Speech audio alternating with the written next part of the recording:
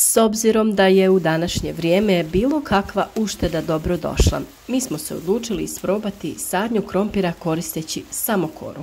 Pa krenimo iz početka.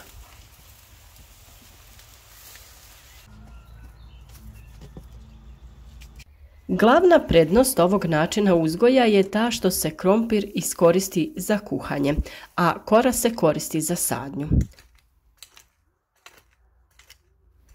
Najpogodniji su lakši tipovi tla, propusna, rastresita, pjeskovito-humusna tla sa mrvičastom strukturom, bogata mineralnim i organskim tvarima te sa povoljnim vodozračnim obilježjima. Ne odgovaraju mu teška zamočvarena tla sa visokom razinom podzemnih voda, a krompir podnosi kiseliju reakciju tla optimalnim pH vrijednostima između 5,4 i 6,5. Krompir se rijetko prihranjuje, pa se sve potrebne količine hranjiva dodaju u osnovnoj gnojidbi. Najbolje je prilikom obrade zemljišta dodati stajsko gnojivo.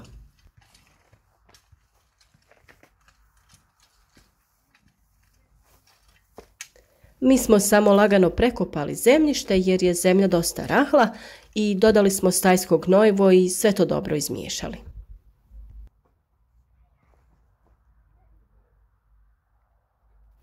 Iskopali smo plitke kanale u koje po potrebi možete dodati stajnjak i pepeo. Bitno je da ih prekrijete sa tankim slojem zemlje, pa tek onda redate sadni materijal. Ukoliko niste u prilici da koristite stajnjak, bilo bi dobro da u zemlju dodate neko peletirano gnojivo. Mnogi ne vole odstupanja od klasičnog i provjerenog uzgoja krompira, tako da na ovaj isti način možete pripremiti zemljište za sadnju cijelog ili rezanog krompira, što ćemo i mi usporedno u ovom videu i prikazati. Optimalan rok za sadnju krompira je od sredine marta do početka aprila. Ukoliko nam vremenski uslovi to ne dozvole, sadnju naravno možemo obaviti kasnije. Dubina sadnje ovisi o tipu tla, klimatskim uslovima i krupnoći sadnog gomolja. Uobičajena dubina sadnje je između 8 i 12 cm, tako da je gomolj pokriven slojem tla od 5 do 6 cm.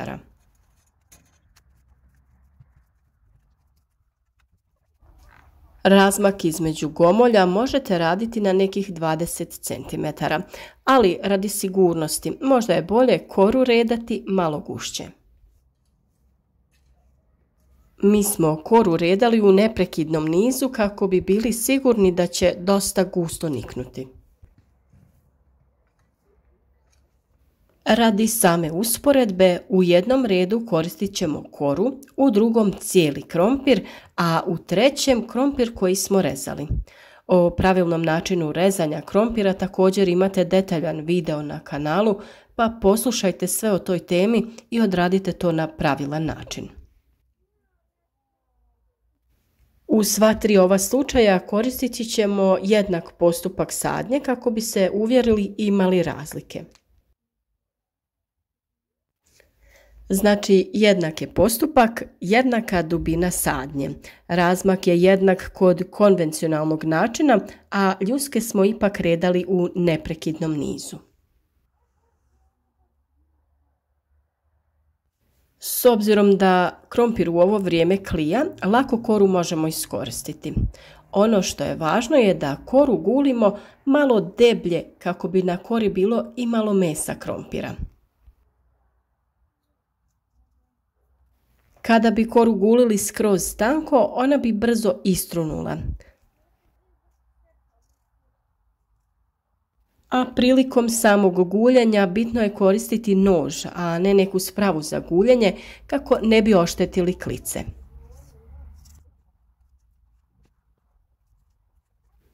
Koru možete skupljati neko vrijeme, a u međuvremenu ih možete čuvati na tamnom i hladnom mjestu. Nije dobro da predugo stoje da ne bi došlo do isušivanja i propadanja. Sadnja se obavlja na jednak način kao i kod uobičajene sadnje krompira.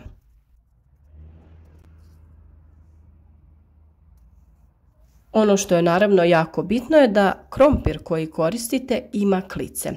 Također potrebno je da se po nekoliko klica nalazi na svakom komadu kore koji ćete redati u zemlju.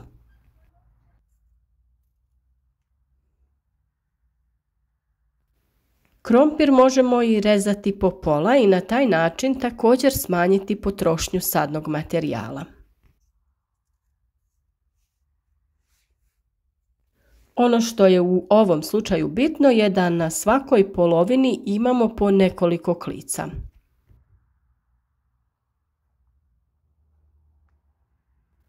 A također ono što je dobro znati je da se taj krompir treba rezati uzduž, također pazeći da se klice očuvaju.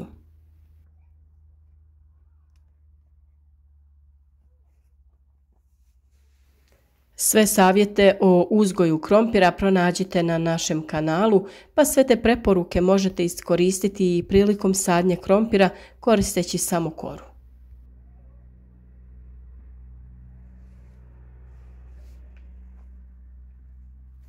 Mi smo ovaj eksperiment odradili u plasteniku jer je bilo rano za sadnju na otvorenom. Naravno, kada to vremenski uslovi dozvole, ovakav način sadnje na jednak način može se odraditi i na otvorenom.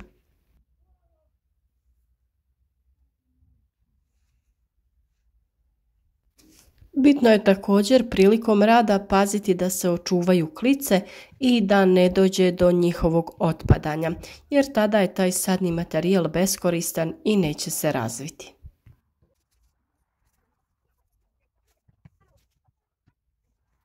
Koristeći koru možemo posaditi puno veću površinu, tako da je ne treba štediti, kako bi naravno bili sigurni da će ravnomjerno i gusto niknuti.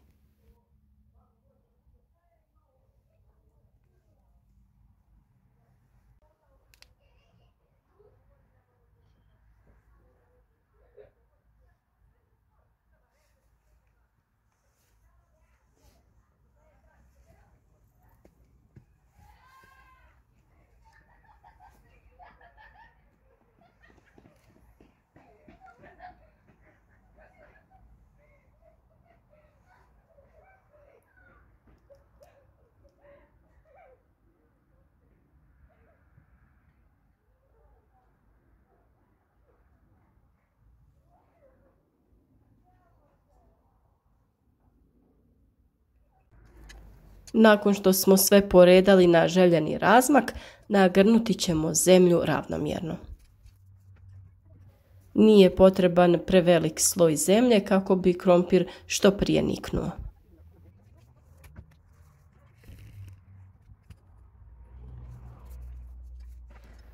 Krompiru je, kao i svakoj biljci, potrebna voda za dobar razvoj. Iz tog razloga smo nakon sadnje sve obilno zalili.